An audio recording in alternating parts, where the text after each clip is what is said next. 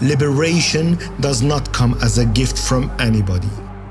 It is seized by the masses with their own hands, and by seizing it, they themselves are transformed. Confidence in their own strength soars, and they turn their energy and their experience to the tasks of building, governing, and deciding their own lives for themselves. And after so much years, we still a cry tears. From half our foot them take the chain. Now it seem them put it on our brain.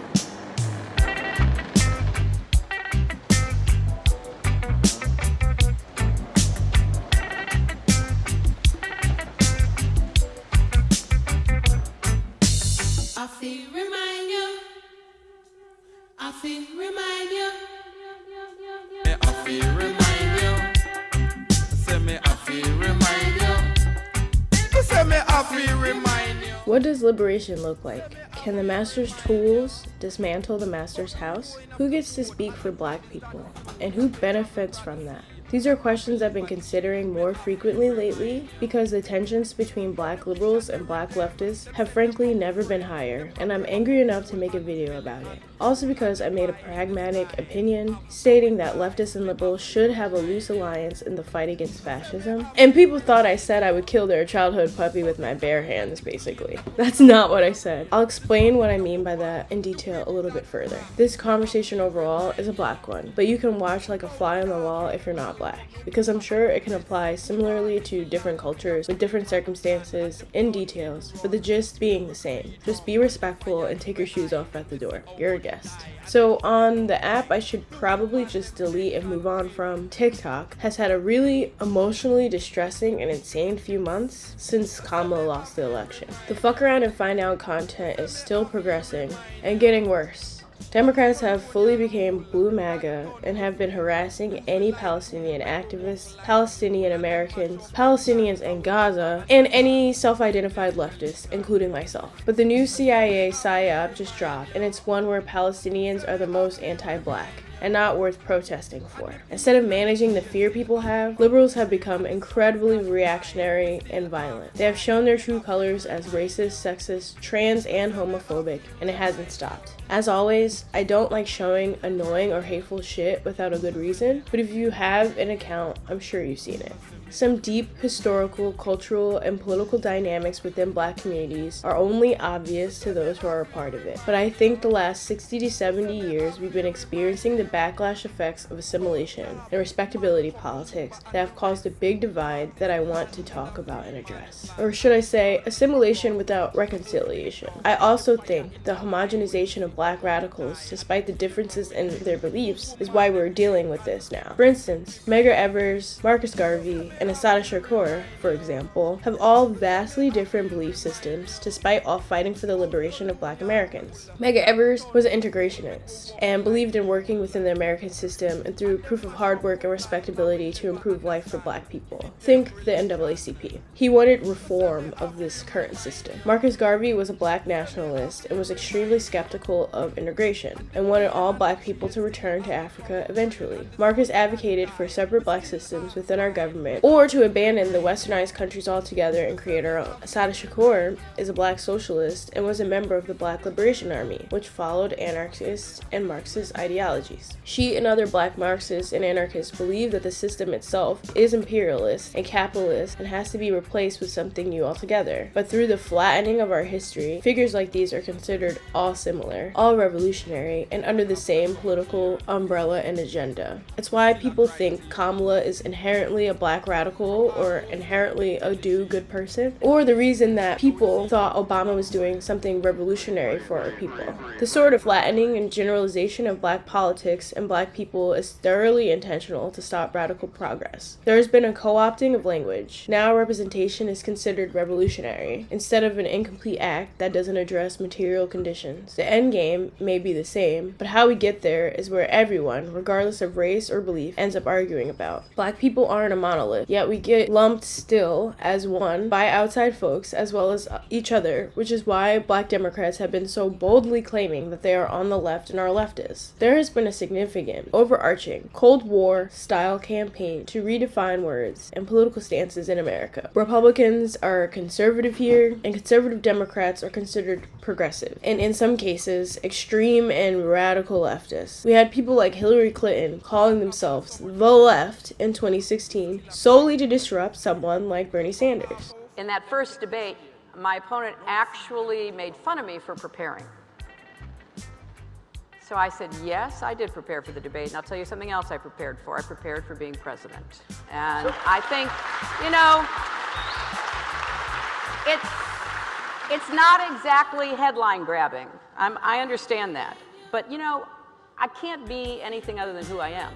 And I spent decades learning about what it would take to move our country forward, including people who, you know, clearly didn't vote for me, to try to make sure that we dealt with a lot of these hard issues that are right around the corner, like robotics and artificial intelligence, and things that are really going to be upending the economy for the vast majority of Americans, to say nothing of the rest of the world. So, you know, I'm now back to being an activist citizen and part of the resistance. Bernie Sanders, in global political standards, is also not a leftist. He is a centrist at best. Although this big tent narrative has seeped into people's political zeitgeist as truth, they obviously have completely different ideological foundations from actual leftists. Black liberals operate within the framework of American democracy and capitalism. This is where you see and hear the Black excellence crowds, social conservatism, and the push for respectability. They truly believe in incremental changes and representation overall, which is why we pointing out the issues with Kamala have caused such a violent stir in people. Her flaws are not supposed to be the focus. What she represents is supposed to be the focus. They believe voting and policy reform will achieve equality. Through an aggressive propaganda campaign, the civil rights movement was reduced to voting, being respectable, and being present. That was all it took for the boycotts to be successful and for rights to be implemented in this new story. Like any other liberal, they just believe that the right people need to be in power and need to be voted in. They too believe the lie that we were taught in school, that our systemic issues with race, class, gender, and sexuality remain, but can be fixed with the right people in charge. That it's the people, not the system, that's the problem. Herein lies the issue for Black leftists. Black leftists see the system as fundamentally flawed and corrupt. Instead of reform, all leftists lean toward anti-capitalism, abolitionist politics, and revolutionary changes. The main difference between liberals and leftists is that the left imagines a world better than the one we have because they believe in replacing the systems we have with more just and equitable ones. A Black leftist doesn't care that Kamala Harris was an AKA or went to Howard. A Black leftist is more concerned about her record as a prosecutor. So why is this such a hard conversation to navigate and such a hard thing for people to understand, both Black and non-Black people involved in this back and forth? I have a few ideas.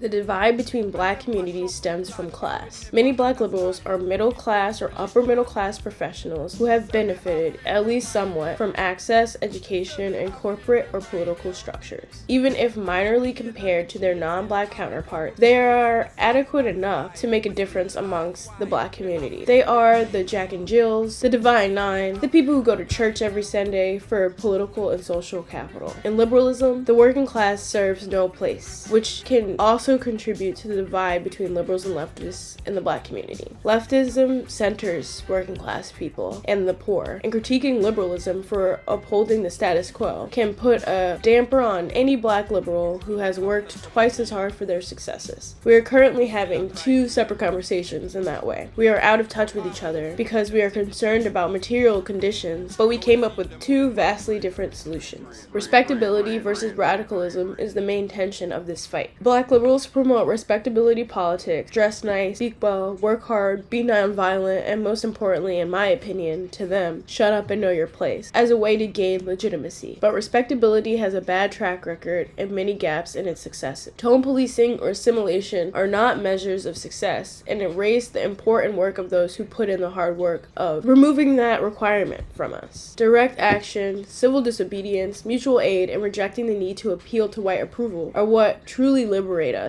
as a community, but it takes more work and it puts us into more difficult and potentially dangerous situations. I acknowledge that this is why people think assimilation is good. Think of how Martin Luther King Jr., now celebrated as a liberal hero, was considered a radical in his time, and it's why he was murdered. And I want to clarify, Dr. Martin Luther King was not murdered solely because of his racial fight, but because he started bringing up class. I guess I could use some of this time to get into pleasantries and to talk about the many experiences I've had with you, not only here, but in Europe and other places.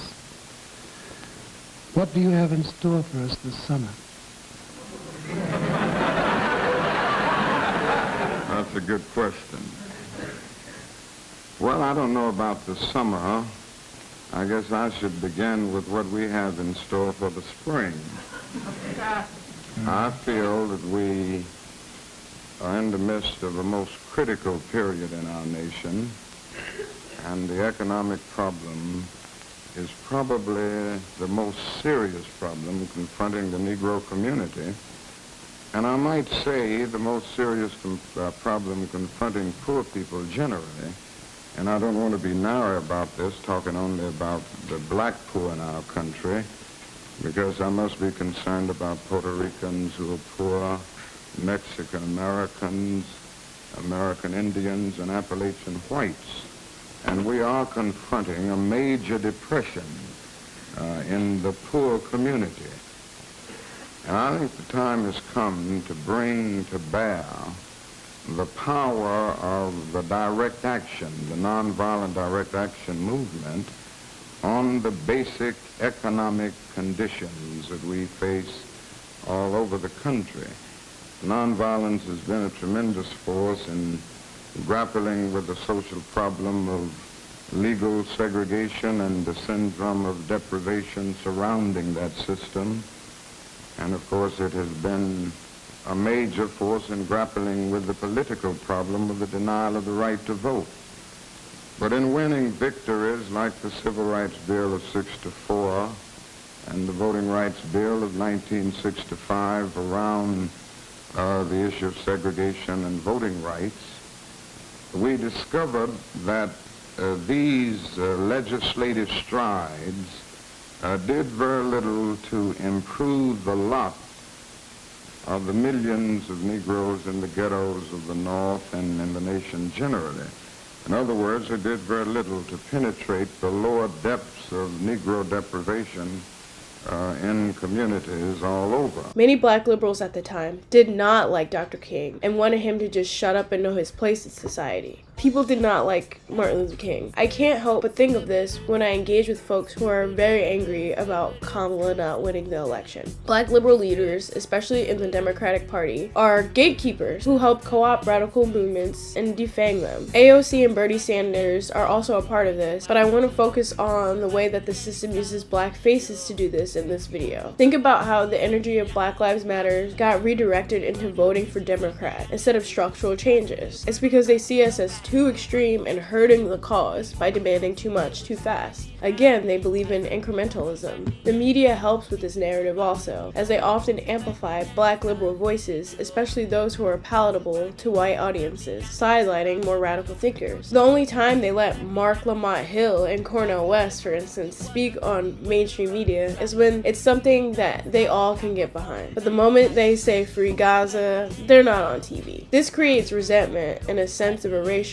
or dilution of black radical tradition. It turns our radical history into a footnote, or it turns our radical history into something that all black people have participated in, which is simply not the truth. You know, sweet, I met Dr. Martin Luther King once. And you lying, you ain't never met Dr. Martin Luther King. Black leftists who have criticized the likes of Obama, Cory Booker, and Kamala Harris often get their blackness called into question and experience socialized bullying from the black community. The lesson here is this: fall in line and be accepted by us despite your differences, but if you don't, you're fair game. which is why they immediately go for ad hominems like making fun of someone's voice, hair, or not fitting into a stereotypical idea of what acceptable blackness is. And as someone who's autistic and grew up in punk rock, this happens to me all the time, okay? I get called all sorts of names as soon as I start talking about anything that is outside of the small box people have for black femme people. It's exhausting, especially coming from my own people. The tension between black liberals and black radical organizers can be seen through a symbol like Kamala, or even better, Obama. He's seen as a symbol of progress to liberals, but we on the left criticize him for drone strikes, for bailing out banks, and for dismissing abolitionists. Black Lives Matter, need I remind all the Gen Z in the room, started under Obama's presidency. During the George Floyd protests, many liberal black figures pushed for police reform, while grassroots black leftist groups were demanding abolition and community-led safety. We were saying no police. They were saying good police. Before I go any further, I have to address the narrative spreading online that sounds like a straight-up DNC AIPAC paid hate campaign, which I would bet money that it's actually one. Black and Palestinian solidarity is real. It's real. Denying it is both nefarious and ahistorical. It's crazy to me to call an entire people anti-black for supporting Palestine, but then to be anti-black to black leftists who support Palestine. Is it only anti-black when you say so? To say that black people and Palestinians do not share common struggles, or that there is no solidarity between them, is both politically manipulative and historically false. We have always shared struggles, in modern day and in the past. The same tear gas, for instance, used against protesters in Ferguson, Missouri in 2014 is produced by U.S. companies that also exports these tools to Israel to use against Palestinians. Both black people and Palestinians suffer under different phases of the same structure: colonialism and white supremacy. In the U.S., black people had to endure the legacy of Jim Crow, which is apartheid, slavery, which is genocide, and mass incarceration, which is genocide. In Palestine, it's settler colonialism, which is genocide, displacement, which is genocide, and apartheid, which is genocide. And our solidarity isn't new. The Black Panther Party drew parallels between the black struggle in the U.S. and the Palestinian struggle. Huey Newton said, "We support the just struggle of the Palestinian people against Zionist aggression." In a 1970 letter from the PLO addressed to the Black Panther Party, the PLO wrote, "We see our struggles as one." Angela Davis is one of the most consistent voices drawing lines between apartheid South Africa, occupation in Palestine, and mass incarceration in the U.S. In a 2015 speech at the University of Johannesburg, she said, "Justice for Palestine is one of the major challenges of our time." Now, Palestinian activists have long supported Black people's struggle against racism. When I was in jail, solidarity coming from Palestine was a major source of courage for me. In Ferguson, Palestinians were the first to express international solidarity, there has been this very important connection between the two struggles for many decades. Out the whole issue of international solidarity, the global response to the killing of George Floyd.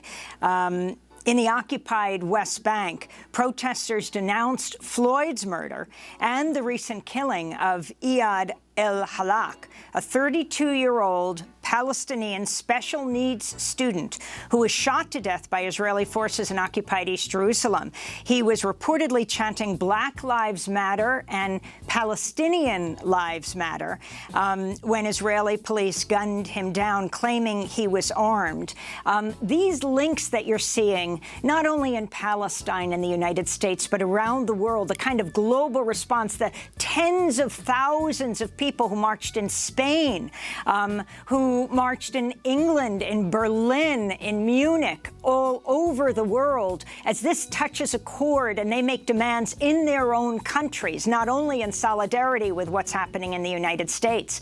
And then I want to ask you about the U.S. election that's coming up in November.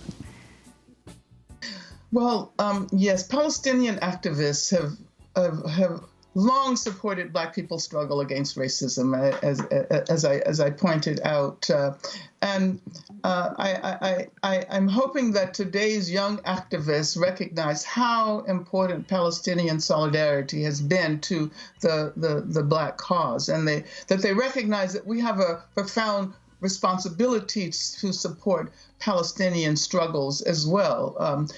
In Ferguson and in Gaza in 2014, Palestinians were tweeting protest tips like giving us milk for tear gas. Both groups recognized the shared tools of oppression. Black and Palestinian solidarity dates back to the 1950s. To deny this history serves empire. Politicians and liberal pundits, and now random black people on TikTok, who I'm sure aren't even getting paid for this, erase this history to discipline black radicalism and to protect pro-Israel narratives. They are mad that we called out Kamala's hypocrisy because she's a black woman, while we are mad that they are backing a genocide. They are mad that we didn't just shut up and fall in line. They are mad we exposed the similarities between the parties. The U.S. funds both policing of black communities and the Israeli military. They are trained by the same people and they use the same weapons. Not seeing the overlap isn't a lack of information, it's a willful distortion. I also ask, who do you think these cop cities are being built for? Black liberalism is a tool for silencing black radical thought, whether they realize it or not. Coined by Evelyn Brooke Higginbottom in Righteous Discontent in 1993, respectability politics refers to marginalized groups trying to earn respect by mimicking dominant norms. In practice, this just becomes a method of control.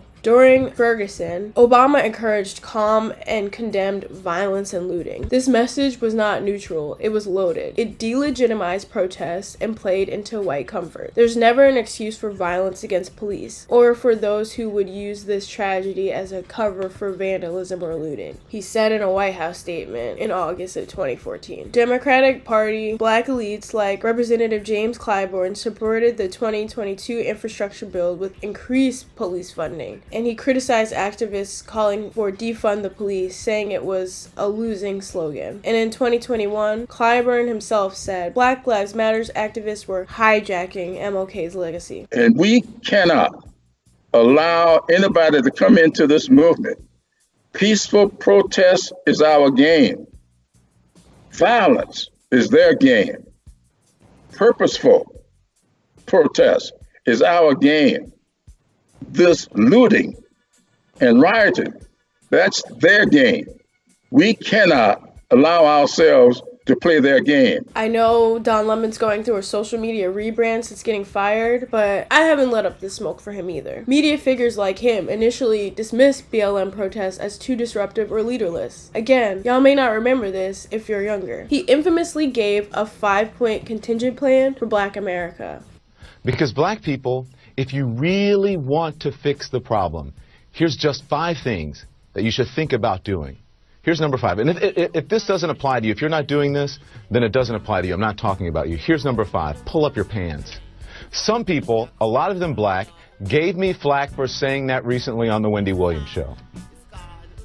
If you're sagging, it means I think it's your self-esteem is sagging and who you are as a person. It's sagging. Young people need to be taught respect, and there are rules. Sagging pants, whether it's Justin Bieber or no-name Derek around the way, walking around with your ass and your underwear showing is not okay. In fact, it comes from prison when they take away belts from the prisoner so that they can't make a weapon. And then it evolved into which role a prisoner would have during male-on-male prison sex. The one with the really low pants is a submissive one. That is a textbook example of black liberal respectability and anti-blackness that ignores systemic oppression. Liberalism disciplines blackness. That's its function at this point. Liberal institutions reward safe blackness and punish or ignore radical, abolitionist, or anti-imperialist voices. Think about how the Democratic Party celebrates MLK now, but erases his anti-capitalist and anti-war stances. He was anti-Vietnam and he wanted a class war. I have a dream. My 4 little children will one day live in a nation where they will not be judged by the color of their skin, but by the content of their character. I have a dream today. I must confess that that dream that I had that day has at many points turned into a nightmare. Now, I'm not one to lose hope. I keep on hoping. I still have faith in the future. But I've had to analyze many things over the last few years, and I would say over the last few months. I've gone through a lot of soul-searching and agonizing moments. And I've come to see that we have many more difficult days ahead and some of the old optimism was a little superficial, and now it must be tempered with a solid realism. And I think the realistic fact is that we still have a long, long way to go, and that we are involved in a war on Asian soil, which, if not checked and stopped, can poison the very soul of our nation. I'm not going to say that all of our problems will be solved if the war in Vietnam is ended, but I do say that the war makes it infinitely more difficult to deal with these problems. When a nation becomes obsessed with the guns of war, it loses its social perspective, and programs of social uplift suffer. This is just a fact of history, so that we do face many more difficulties as a result of the war. It's much more difficult to really arouse a conscience during a time of war. There is something about a war like this that makes people insensitive. It dulls the conscience. It strengthens the forces of reaction, and it brings into being bitterness and hatred and violence. I think the biggest problem now is that we got our gains over the last 12 years at bargain rate, so to speak. It didn't cost the nation anything. In fact, it helped the economic side of the nation to integrate lunch counters and public accommodations. It didn't cost the nation anything to get the right to vote established. And now we are confronting issues that cannot be solved without costing the nation billions of dollars. Now, I think this is where we're getting our greatest resistance. They may put it on many other things, but we can't get rid of slums and poverty without it costing the nation something. I feel that nonviolence is really the only way that we can follow, because violence is just so self-defeating. A riot ends up creating many more problems for the Negro community than it solves. You can, through violence, burn down a building, but you can't establish justice. You can murder a murderer, but you can't murder through violence. You can murder a hater, but you can't murder hate. And what we are trying to get rid of is hate and injustice and all of these other things that continue the long night of man's inhumanity to man. When we allow freedom to reign, when we let it reign from every village and every hamlet, from every state and every city, we will be able to speed up that day when all of God's children, black men and white men, Jews and Gentiles, Protestants and Catholics, will be able to join hands and sing in the words of the old Negro spiritual, free at last, thank God Almighty, we are free at last. Again, that's why he ended up getting murdered. Corporate DEI efforts tokenize black workers, but punish unionizing and protests. Congressional Black Caucus members have voted to increase police funding and remain staunchly pro-Israel, even as Israel arms and trains U.S. police forces. Jasmine Crockett, Cory Booker, Hakeem Jeffries, and the like may appear progressive and radical because they're black, they're using a little bit of AVEE, they're younger, they have a little bit more swag, but they're equally as warmongering and hateful as their white counterparts. When Tamika Mallory or Mark Lamont Hill speak up for Palestine or criticize police violence, liberal media and political elites distance themselves or deplatform them. Hill was fired from CNN for calling for a free Palestine from the river to the sea. They are constantly firing Mark Lamont Hill, which is why he has his own podcast and YouTube channel now. Anti-blackness doesn't just come from the right. It also is embedded in liberal demands for decorum and civility that erase revolutionary black politics. Or it's in the thought that blackness is inherently uncivil. Like, I'm over black liberals and liberals in general saying racist talking points and thinking that they're being progressive. If you assume that I'm already violent, if you assume I'm already aggressive, that means you have an anti-blackness problem, and that has nothing to do with me. Let people show you that before you assume that of them. But if you're assuming that of them already, that's your bias. I want to say this clearly to black people who are feeling reactionary based on the systemic injustices in our country. Nationalism is not liberation. Black nationalism is not Pan-Africanism. Black nationalism, or Garveyism in some cases, historically emerged as a cultural and political political resistance. At the time, I guess it served its purpose. But today's nationalist movement, like foundational Black Americans or American descendants of slavery, have warped that lineage into reactionary and often xenophobic projects. Tariq Nasheed and ADOS leaders argue that African and Caribbean immigrants dilute Black American culture or take jobs and resources. This is also where this idea that Palestinians don't deserve our support is coming from. It's very reactionary and very limited in thought. Black Americans shouldn't concern themselves with Palestine, Africa, or immigration rights in general. It's a politics of scarcity, isolation, and American exceptionalism in a blackface. If you are using Black liberation as the reason why you do not support Palestine, you are ignoring the Black Palestinians who seek to be free. Also, it shouldn't matter if they're Black or not. I feel crazy saying that. Genocide is wrong for everybody. Like,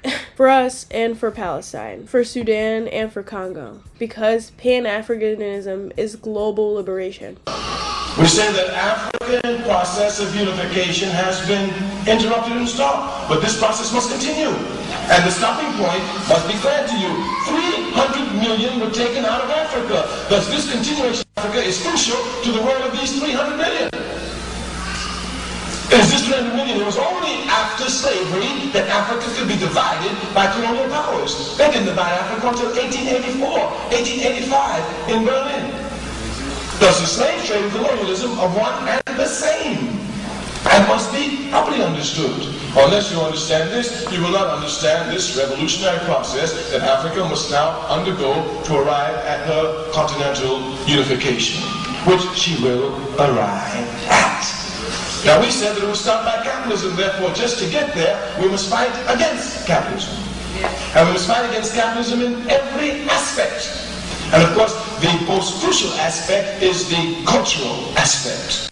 Because each people have their culture, and their ideology for their struggle comes from their culture. This understanding has a lot to do, first of all, with the struggle for Africa and her continental unity. We said that she must be anti-capitalist. If she's anti-capitalist, it means she can only be socialist. Because there are only two economic systems in the world, capitalism or socialism. That's all. There are no others. And there can only be two because every economic system must answer one fundamental question. Who will own and control the wealth of the country? Who will own and control the means of production? The question can only be answered two ways. Either a few will own or everybody will own. It's as simple as that. Frantz Fanon warned against nationalist movements becoming narrow and chauvinist, losing revolutionary purpose in exchange for ethnic supremacy. And I want to bring this up too because there are these same people who are saying they don't want to support Palestine because they're anti-black are now getting behind Burkina Faso, which they should. But like I just said, you cannot be Pan-African and ADOS or FBA at the same time. I feel like a lot of these people are just being reactionary and they don't know what they truly believe. They don't have a moral compass that guides them through. They're just angry. They're just angry. Malcolm X said, "We are today seeing a global revolution," as he advocated for connecting the Black American struggle with Africa, Asia, and Latin America towards the end of his life. Again, I believe that's why he was murdered. Malcolm X. I think a lot of people are confused by the new Arabic name, El-Hajj Malik El-Shabazz. I've always had the name on my passport, Malik El-Shabazz, only I only used it in the Muslim world. Well, Hajj is a title that is given to any Muslim who makes the pilgrimage to Mecca during the official Hajj season. Well, will you now use Shabazz and drop X? I'll probably continue to use Malcolm X and I'll probably use it as long as the situation that produced it exists. You don't feel that Shabazz takes the place of X? My going to Mecca and going into the Muslim world, into the African world, and being recognized and accepted as a Muslim and as a brother may solve the problem for me personally. But I personally feel that my personal problem is never solved as long as the problem is not solved for all of our people in this country. So I remain Malcolm X as long as there is a need to protest and struggle and fight against the injustices that our people are involved in this country. Are you prepared to go into the United Nations at this point and ask that charges be brought against the United States for its treatment of American Negroes? Oh, yes. Please. Right in my chair. The audience will have to be quiet. Yes, as I pointed out when I was during my traveling, that nations look, African nations and Asian nations and Latin American nations look very hypocritical when they stand up in the United Nations condemning the racist practices of South Africa and that which is practiced by Portugal and Angola, and saying nothing in the UN about the racist practices that are manifest every day against Negroes in this society. Even in South Africa, those Africans aren't faced with bayonets and aren't faced with police dogs. I would be not a man. If I was in a position to bring it in front of the United Nations and didn't do so, I wouldn't be a man. Malcolm, do you intend to lead the charge in the United Nations? Well, I find that to say you're going to lead something creates a lot of hostility, division, jealousy, and envy. I hope to work with any group of leaders or any group of organizations to do whatever is necessary to see that this problem is brought before the United Nations. Have you had any commitments from any nations in Africa to support you in such a move? I would rather not say at this time, but one thing I found in my travels, all of them look upon us as their long-lost brother. You realize the implication is that you have had such commitments when you say... This is your interpretation of what I said. One thing that I found in all of my travels was that all of the Africans, not only the Africans, but the Asians and the Muslims, look upon us as their long-lost brothers. And America had actually tricked many of them into a hands-off policy by giving them the impression that she was honestly trying to do something to solve the problem. My argument over there was designed to prove that it is impossible for the United States government to solve the race problem. It's impossible. Malcolm, on your trip abroad, you said you sensed a feeling of great brotherhood and that conceivably you would be working toward integration in this country now. At least this is what you're reported to have said. Have you any comment on it? I don't think that I ever mentioned anything about working toward integration. They haven't even got integration right here in New York City. You have worse integration problems in the North than they have in the South. So if it doesn't work if you can't bring about integration in New York City as international, cosmopolitan, up-to-date as it's supposed to be, you will never get integration anywhere else in the country. Are you prepared to work with some of the leaders of the other civil rights organizations? Certainly. We will work with any groups, organizations, or leaders in any way, as long as it's genuinely designed to get results. Does your new beard have any religious significance? No, not particularly, but I do think that you'll find black people in America, as they strive to throw off the shackles of mental colonialism, will also probably reflect an effort to throw off the shackles of cultural colonialism. And they may begin to reflect desires of their own, with standards of their own. Malcolm, a more controversial remarks was a call for black people to get rifles and form rifle clubs sometime back. Do you still favor that for self-defense? I don't see why that should be controversial. I think that if white people found themselves the victim of the same kind of brutality that black people in this country face, and they saw that the government was either unwilling or unable to protect them, that the intelligence on the part of the whites would make them get some rifles and shotguns and protect themselves. Now, Negroes are developing some kind of intellectual maturity too, and they can see that having waited upon the government to protect them has been a wait that has been in vain. So any of them who live in areas where the government is not able to do its job, then we do have to get together and do a job of protecting ourselves.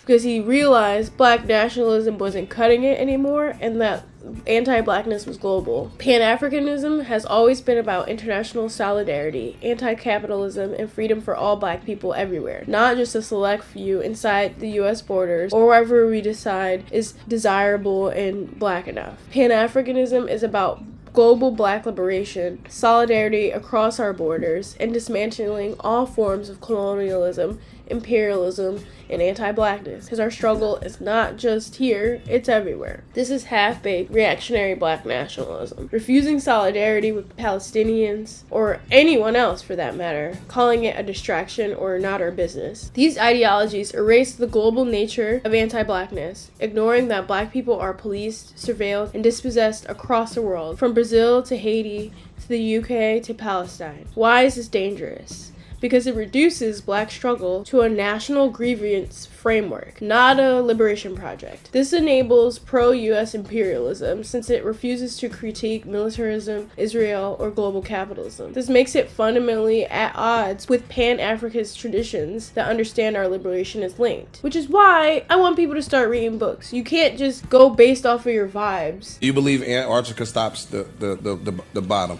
That's it. There's nothing after Antarctica. There's nothing after the North Pole. You believe that? I don't understand. They said the Antarctica has a wall that stops down. you. Does this stop and does this stop at the bottom? They've proven that it's shit below Antarctica. Huh? You're like, oh, I saw one Palestinian American be anti-black, so now I don't like all Palestinians. Like, listen to yourself, and you think you're being justified just because someone else said it on the internet who also didn't read anything? You guys are really stressing me the fuck out, if I'm honest. This is a sick Negro. I empathize with black people, however, for wanting to cling on to something, anything, and fight for it. But it is actually often used as a silencing measure and not a declaration. On that day, completely dislocated, unable to be abroad with the other, the white man who unmercifully imprisoned me, I took myself far off from my own presence, far indeed, and made myself an object. Most of the people who say and do reactionary and exclusionary things often just want to be left alone and feel no pressure to participate in the world around us and its politics. We are all human beings, and we're all suffering under the pressure of the world and the reality of it today. But black people in particular are always fighting for black humanity. We just cannot lose our humanity while doing so. Racism strips black people of their full humanity by denying them the right to express a full range of emotions and behaviors, including bad ones, which is why there are so many black liberals who want to do bad just because they weren't allowed to. But as I said in many other videos, why is that our measure of progress? People are being reactionary because they have suppressed a lifetime of anger, sadness, bitterness, and resentment from the racism and oppression they have faced, their families have faced. Society often attributes black people's flaws or struggles to their identity rather than just circumstances. If someone has anger, they are now angry as a category, not as an emotion. Like they are now just an angry person in general. If someone is traumatized, they are now unstable, not just going through something. Frantz Fanon's black skin, white mask reminds me of this horrible paradox black people are often thrown into. Racism denies black people the right to be fully human, reducing them to stereotypes and forcing them to navigate the world through masks of susceptibility. And this rears its ugly head through politics, of course. There's a double standard of morality. White people are allowed to be complex individuals, while black people are often judged collectively, which is why we are beefing with black liberals so strongly right now. We don't want them to represent us, and they don't want the black left to represent them. But the only reason we are even in this fight is because people flatten black people in our identities. Fanon wrote that being a black person is being seen only through the lens of how they serve or threaten whiteness. I think this is true because even in interpersonal relationships with white people, as soon as I'm no longer seen as someone who can serve, or if I seem hostile to them, which just means I'm not smiling, I raise my voice, I show them that I'm serious about something, then I'm a threat. The moment I express my needs in an anti-black world that considers me less than human, it becomes dangerous for those who uphold white supremacy, subconsciously or otherwise. The moment I showcase anger, bitterness, regret, sadness, insecurity, you know, human shit, that's when I'm the most rejected by white people. And I think that's related to this kind of racism in some ways. There's also a criminalization of black emotion. Expressions of anger or even assertiveness and black people are seen as dangerous or unacceptable, even if justified. Then the emotions are assigned morality roles and are seen as either morally unjust or morally acceptable. The angry black woman and the super predator stereotypes are ways of dehumanizing black people, and more than just systemic ways, but on a human level in the way that we interact with each other. I'll give you a random anecdote that I thought of when writing this. I remember I was in my early 20s, maybe 21, 22, and I got a side gig that my friend got got me that made you go into a grocery store and count every item on the shelf and take photos. It was really stupid. Like, I hated this job. It was a very tedious job that didn't pay very much, maybe like $10 an hour. So I remember the last shift I had, I took photos of the first few items off the shelf, counted the bottles visually in the back as a shortcut, which was a no-no. They literally wanted you to take out every bottle and count them. And I went home early. And when my boss at the time found that out, they, and I'll never forget this, said, "We were taking a chance on you just to help you, but you clearly are just not a good person and not capable of being honest." I quit, of course, but imagine that. I didn't even get written up or a warning, but I told that I was just not a good person in general. Just in general, because I was a 21-year-old that didn't want to do their job. I wasn't interested. I'm not allowed to just be a 20-year-old dumb kid who doesn't really care about work. That became their entire impression of me as a black person, because that's what they were thinking of me in the first place when they hired me. Taking a chance on me is such a loaded thing white people say to black people, as if inherently we are unworthy and that you're doing something out of the goodness of your heart for the poor wretched of the earth just to, like, I don't know, hire us, be friends with us, etc. Poor us, you know, like, thank you so much for your benevolence. Systemic responses reinforce this idea too. Fanon argues that the black body is always overdetermined by racial narratives, and he's right. While I fundamentally disagree with black liberals, I empathize with them on some level, as I do with most people. And somehow on the internet that makes me a bad leftist to empathize with people that I don't agree with. But how else do you expect to organize with people if you don't see them and what they're dealing with? Hello, even people you don't like. I think y'all need to cry more and go hang out in the dirt, like literally. Remember why you're here and actually touch grass. That reminds you that you're alive, that you're living, you're an animal, and that you're a part of an animal community. Real talk. Being a vegan keeps me here, on solid ground. There's a burden of representation and respectability for all black people, but black liberals, I would argue, probably feel it the worst since they bought into the system fully as it stands. So there's all this immense pressure black people have to always present themselves as respectable to avoid negative stereotype, and it's constant. And it's also why black liberals are so angry at people who choose to opt out. We are dismissing their hard work if we decide it's not worth doing. How this connects to the idea of the mass that Fanon discusses is having to be hyper aware of perception. I would bet that at least a small percentage of black liberals aren't more radical out of fear of standing out. Standing out as a black leftist in America is extremely dangerous. We have evidence of this. This takes a toll on black people's mental health and their sense of self in general, including me. So be more gentle with me, like literally. I don't think you guys truly understand when James Baldwin said to be a black American is to be constantly in a state of rage. It's true. I don't think you guys get that. Because what everybody is discovering now about our fascist country, we've known since the very beginning. Who do they try their fascism out first on? Indigenous people and enslaved African. Which brings me to a short side note. Stop expecting me, a black American, to explicitly and openly engage in discussing how I feel about armed resistance. Also, I'm not going to tell a bunch of strangers online anything else. Like, seriously. I'm going to assume you're a Fed if you keep doing it after this. At the very least, you're being very tone deaf. Black liberalism is black skin and white masks. It's the denial of black humanity. Frantz Fanon's Black Skin, White Mask is illustrating how black individuals are forced to navigate the world through a mask of acceptability to avoid dehumanization. However, wearing a mask itself is dehumanizing, because you're not allowed to be your authentic self. Racism, respectability, and frankly liberalism in general denies black people the right to be fully human, reducing us to stereotypes with rigid expectations and imaginations, and forcing us to negotiate their existence under the constant gaze of white scrutiny. And we're fucking exhausted, even the people who participate in this, which is why they're lashing out. Fanon's analysis highlights how blackness is not allowed to exist neutrally. It is always framed around whiteness, whether as a threat or as a tool for white validation. Black people remain locked in an impossible position where their humanity is constantly questioned, and it's why we have so many black liberals and black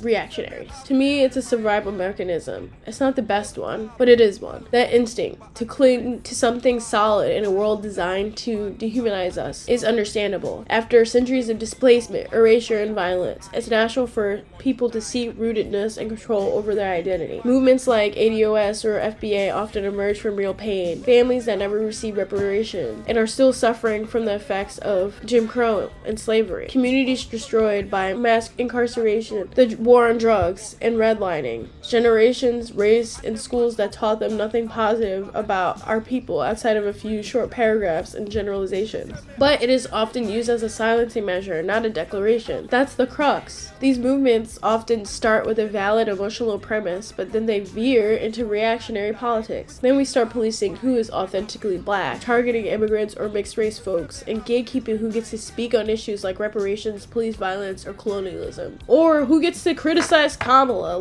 I'll never forget. In 2019, she had 1% popularity. All the people who are caping for her now were not caping for her then. So I don't get why now, all of a sudden, it's impossible for us to criticize her. Instead of building broader coalitions against white supremacy, capitalism, and imperialism, these narrow the scope of struggle. And in doing so, they align with oppressive systems by default. The key to understanding the psychology behind these reactionary movements is that it's not always malice. It's honestly disillusionment. People are feeling let down by liberal black elites, but they still believe in the respectability lie. They still believe in the system. This is propagandized to black Americans from birth, literally. So it will take a lifetime for us to unpack it and unlearn it, including myself. They are upset that Kamala didn't win, and have been told their whole life that if they play the game, they will win. So it's not her fault in their mind, it's ours on the left. We're the ones who did something wrong. She did everything she's supposed to. Yeah, in this framework, she did everything she's supposed to. But we're trying to explain to them that everything she's supposed to do is not good. It's not enough. It's not adequate. They see nothing coming from decades of organizing like us. Or they haven't actively participated in it at all to see the progress. They want rest and control, not more struggle. But here's the problem. Just wanting to be left alone is a privileged position, even for black Americans, because, again, we forget that we are still American. The worst of us here have it better than people in the global south, even if it doesn't feel like a privileged position. The ability to disengage from black global struggle implies that someone else will be left to suffer unchecked violence. We are all human beings, but black people in particular are always fighting for black humanity. Again, we cannot lose our humanity while doing so. He speaks of a neurosis of blackness based on the racial epidermal schema, which exposes the dream of turning white. He knows this. He has lived it. All this whiteness that burns me. I sat down at the fire and became aware of my uniform. I had not seen it. It is indeed ugly. I stopped there, for who can tell me what beauty is? The leftist fight has always been to restore our full humanity, not just to win a seat at the table or claim a nation state as our own. And we can't restore that humanity by turning toward exclusion, supremacy, or nationalism, even when it's cloaked in blackness. And I say all that to say, there is no real leftism. There is no American left. There's us on the left, but we do not have a left. We kind of have to start getting really specific and clear about what we mean these days. Continuous clarity, so our alliances are very clear. Fanon warned of the pitfalls of national consciousness, if not tied to internationalism and humanism. Audre Lorde said the master's tools will never dismantle the master's house. James Baldwin reminded us that liberation is not vengeance, it's a new way of being human altogether. So what do we do next? Instead of reactionary identity-based nationalism, we can offer the global struggle. Anti-blackness and capitalism is in every country, every struggle. Gender, class, queerness, and disability matter in liberation struggles, and that includes global issues. We can build bridges across the diaspora without erasing differences. Not everyone has to be an organizer. Some people need to heal, rest, or to be held, and that's fine. But don't become a roadblock to the people actually doing the work. The people who voted for Kamala said they were going to be quiet and and rest and haven't rested one day since November. Who are y'all trying to convince of this rest and restoration? You or me? Before this video is over, I want to address the comment that I keep getting on my videos as if I'm uninformed about history just because I came up with different conclusions. There's this attitude that online leftists often do is if someone disagrees with you, they go, you need to read theory. You obviously aren't reading theory enough. Have y'all ever decided or realized that we could be reading different theory? Could I be getting my praxis from somewhere else other than you? Half the time you guys saying this, y'all are commies. I'm not a communist.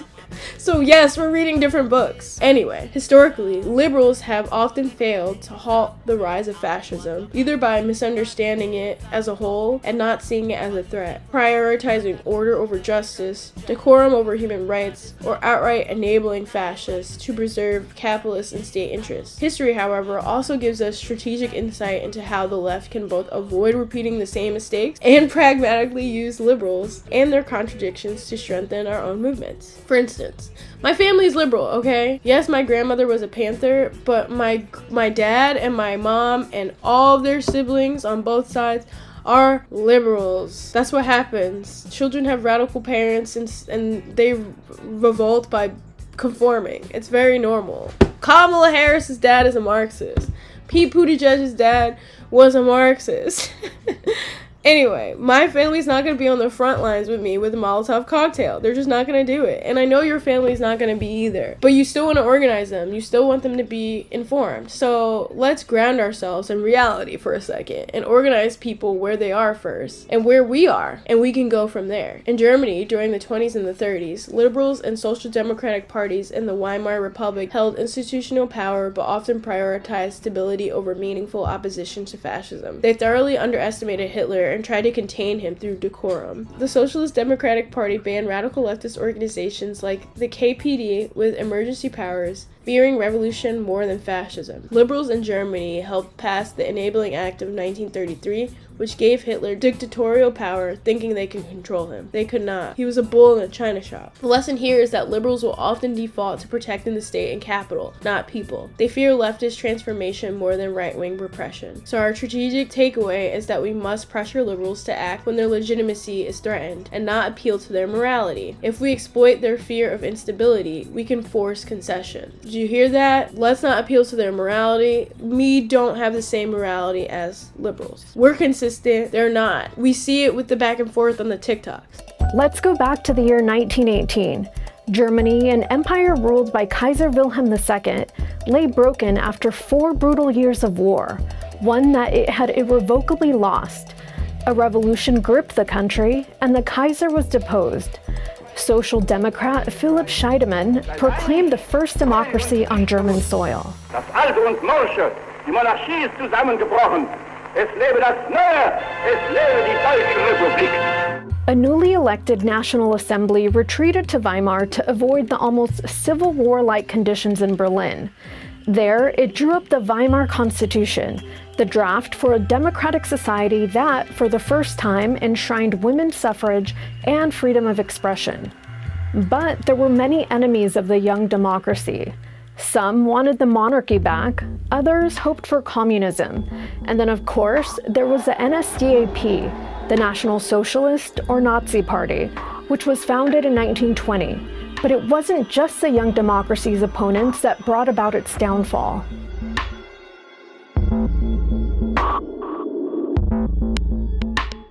It was a political experiment, and the reasons it didn't succeed are many. One of them was that the basic conditions were not particularly favorable. This first German democracy had to bear the burden of the lost World War. World War I had left Germany with immense debt, as well as an obligation to pay substantial reparations to other countries. Hyperinflation and high unemployment were the result. The population suffered, and the country could not find stability.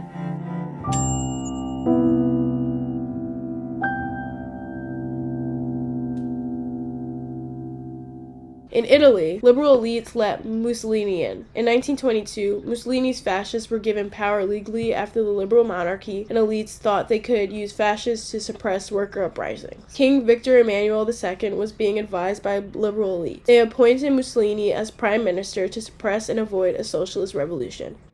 Liberals and conservatives alike thought that fascists would restore order by smashing socialist dissent and that they would protect liberal interests. The lesson here is that fascists do not take power alone. They are handed it by cowardly centrists, liberals, and corporations that fear revolution far more than repression. Our strategic takeaway is that we must organize mass movements that make the threat of revolution real. Liberals must feel the fire, and they will only concede to the left only when it is seen as the lesser threat. We are at a monument in Parma, Italy, and it is, as you might be able to tell, not a monument to a typical, Italian soldier or any official conscript soldier. No, this is a partisan monument.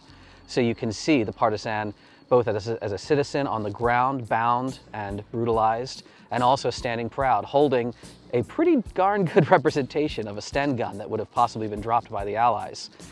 And it really is a cool jumping off point, not just to show, well, kind of one aspect of war memorials that we don't often see portrayed quite so grandly, but the multifaceted nature of war memorials and memorials to the fighting dead, especially in a place such as Italy. So I'm standing here right at the edge of one of the bridges that connects Parma proper to the Oltre Torrente district. And this was the scene, as were many of these streets, in August of 22 of the famous sort of barricades of Parma. So the situation in the post-World War I era was that the economics of Italy changed dramatically, right? You have, as in many other areas, increased industrialization, you have farming communities moving to factories, you have a lot of change in the economic landscape, but not much change in the political landscape. A lot of the working class versus essentially what was still a monarchy in Italy at the time. And a lot of these men, however, now are veterans who have come back from war. They have been trained by the military, many of them maintained a lot of their firearms. And as fascist uprisings started to happen, as the sort of popular front, as Benito Mussolini came to power, there was, as we saw, is much more well known, in Germany and other places, where sort of violent squads would go around trying to do union busting, trying to break up newspapers that were considered against, the dictator. And in most areas, that sort of succeeded. So nighttime violence was a plague. In Parma, what we have is not only a very, very strong series of unions who work together across many different fronts and factions, but you also have these militarily trained people and citizens willing to help them in these narrow streets. So in August 1st through 6th really, in conjunction with what was a national strike at the time, the unions again were pushing back against the authoritarian movements, but you have the Arditi del Popolo, essentially the Arditi during World War I were the shock troops, the elite fighting forces, right? So this was the people's force. And unions took up arms and built barricades and blockades. They dug trenches. They actually made improved reinforcements. And whereas many, many areas of Italy, the union strike was essentially put down rapidly by the fascists. In Parma, along with one or two other places, that didn't happen. And they held out much longer than anyone had predicted. So, Benito Mussolini gets wind of this. He knows that there are going to be strikes, there's going to be revolts. And he says, all right, I have to muster some forces. And he sent something, it's like 10,000, basically, fascist thugs, kind of death squad type people. And again, the Arditi here, they only had it's something like 350 strong numbers, but among them also, you could count as part of the force, were the people of the city. So both men, women, even some children, fighting to stop the fascists from running through the town. And again, their targets were what you might expect. Their targets were newspapers, their target were trade union offices, but when they started being met, not with simply stones and angry shouting, but with fusillades of rifle fire, with barricades and improved trench, it was something they had not expected. And Mussolini himself was heard to say, if we don't put down this revolt in a day or two, really 48 hours, it's going to look really bad for us. And it looked really bad for them. In France and in Spain, they use strategic non-collaboration. This is what I've been referencing in every video and every post that I say about collaborating or forming a loose coalition with liberals. During the 1930s in Spain and France, the communists, anarchists, and socialists sometimes united under popular fronts with liberals to oppose fascism. These fronts won elections, but internal contradictions often led to betrayal or collapse. In Spain in 1936, anarchists like the CNT joined the Republican government during the Civil War. Liberals and Stalinists suppressed revolutionaries in the name of unity. The liberal Republican state cooperated with Stalinist repression of revolutionary leftists rather than focusing solely on defeating Franco and his fascists. The lesson here is that when the left shares power with liberals, liberals act as a buffer against revolutionary potential even in times of crisis. Our strategic takeaway is that we can use liberal platforms to build dual power, but not to integrate into the system. We can enter alliances only to extract their resources, legitimacy, or space for autonomous organizing, not to legitimize their leadership. I think anyone who does not fully understand the way we can utilize people we disagree with for our benefit have never worked in customer service before, and definitely was never a stripper. Even in the US, this has happened during the New Deal and civil rights movements. Civil rights organizers use mass action and media pressure to force JFK and LBJ to act. The lesson here is that liberals only act when they fear they are losing control, whether to the right or to the revolutionary left. Our strategic takeaway is that we need to use the threat of crisis, not compromise, to push liberals towards reforms that expand space for radical organizing. Everyone wants a third political party, and I agree. However, we must leverage their organizations, media, campaigns, and institutions to build one. We can recruit disaffected people without diluting our goals. Think of all the people at Coachella who are upset at Bernie Sanders for saying Israel has a right to defend themselves. Nobody was there to help them and guide them outside of that. We should be organizing outside of that event, for instance, handing out pamphlets and letting people know that they're not alone for being disillusioned. Well, we were community-based, and we started out with our newspaper and distributed into the community and sent our party members into the community to talk to people, and then we developed programs to help the people in the community, and we had to, of course, battle all of the negative stuff from the establishment, but we did it anyhow. And so that was something that carried on, you know, because before you know it, the government was implementing similar programs like their breakfast and lunch program. They never give the Black Panther Party any credit for it, but sickle cell anemia, health clinics, we promoted free health clinics for people. They didn't have to pay a dime. And we got people, of course, in the medical profession right out of the community. These people would go do their job, and when they're free time, they would come to the free clinic and contribute. So, you know, that kind of thing resonated across this country, and that's part of what made people know who we were. They need someone to turn to that's not a Democrat. That should be you and your comrades. So you going to Bernie's rally doesn't mean that you support the Democrats. You're there to help the disaffected. We have to weaponize their need for stability. When liberals panic, we have to force concessions by organizing, escalating direct action that threatens their sense of control. We have to expose their contradictions while still doing the work. We must highlight how liberal rhetoric fails under true scrutiny. If we use their own language to build a broader base, we can radicalize them over time. You didn't become radicalized in 3 days, so don't expect your liberal cousins, aunts, uncle, or mom to do the same. The reason why people trust liberals is because they seem more legitimate than we do. So we have work to do. If we organize in ways that don't rely on liberal approval, with mutual aid organizations, affinity groups, tenant unions, worker cooperatives, and radical education, we can gain significant ground and make liberals chase our legitimacy after, which is what they did with Black Lives Matter. Well, where we failed is where we compromise. This time, no compromise. So what does liberation look like? It will look like the labor of all of our actions. It will look like global, intersectional class consciousness. And it's time to get to work.